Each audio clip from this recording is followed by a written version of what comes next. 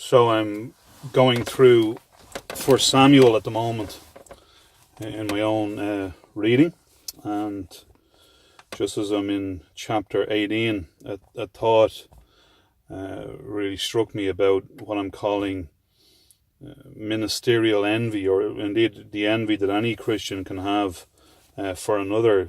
Envy is a wrong disposition.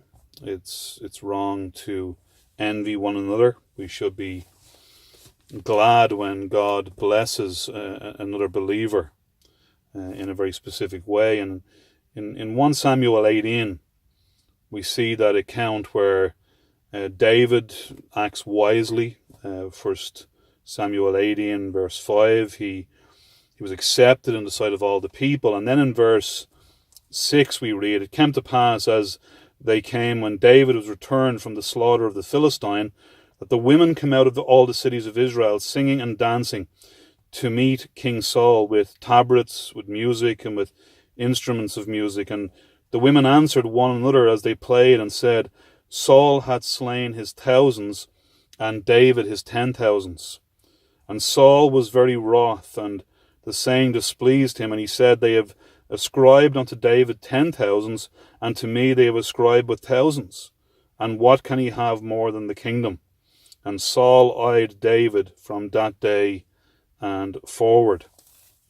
So the application is clear, isn't it? We need to be aware of the mindset, the disposition of Saul. We need to be glad when we are blessed, and glad when other believers are blessed more than we are. We should be satisfied with the level of blessing that God has given to us. Saul was never satisfied. Saul always wanted to be the most prominent, and his envy burned within him. May God deliver us from an envious spirit. May God grant to us a rejoicing heart, rejoicing that God has blessed us and then blessed other believers even more than us.